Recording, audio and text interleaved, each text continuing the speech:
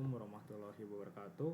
Perkenalkan, nama saya Yulhadi Prasetyo dengan NIM B1C024013 dari kelompok A2.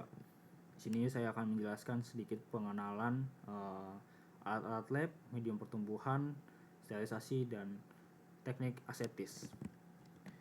Masuk ke bagian pertama, yaitu ada penjelasan dari alat-alat lab. Di sini ada cukup banyak alat-alat yang bisa saya jelaskan.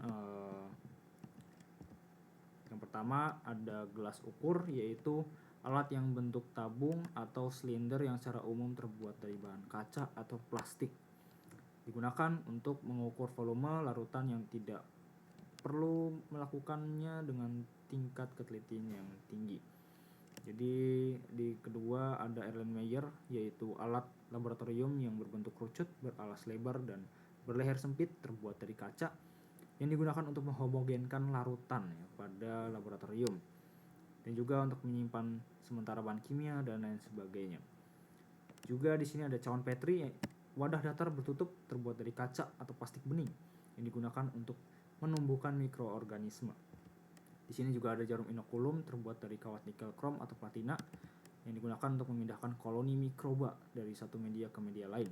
Kemudian juga ada pipet ukur, yaitu alat tabung panjang punya skala pengukuran di sepanjang badannya, tertera pada gambar ya, yang digunakan untuk mengukur atau memindahkan volume cairan secara akurat.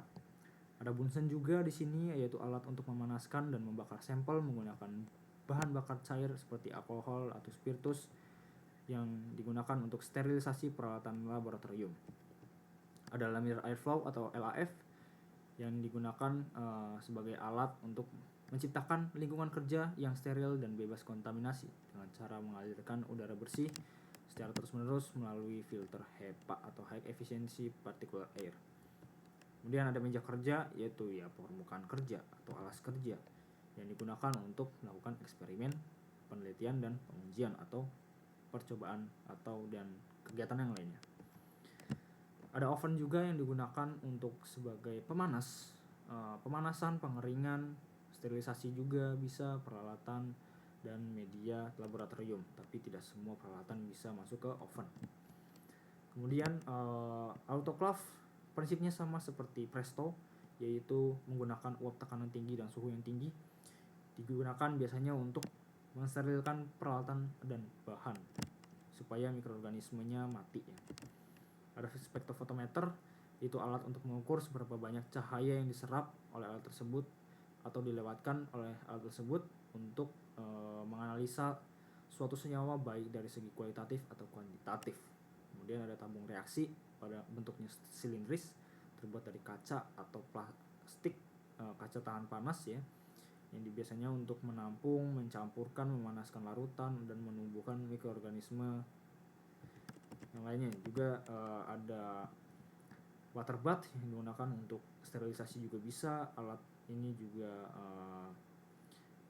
untuk pemanas reagen, untuk peleburan substrat, mereaksikan zat dan menguapkan pelarut pada suhu yang stabil. Dengan cara apa? Direndam pada air yang suhunya dipertahankan secara konstan dalam waktu tertentu. Ada medium pertumbuhan di bagian kedua atau pembahasan kedua, ya, di mana mikroorganisme juga perlu nutrien untuk pertumbuhan sebagaimana organisme mikroskopik. Nutrien yang dibutuhkan juga tentu ditentukan juga oleh ragam mikroorganisme tersebut.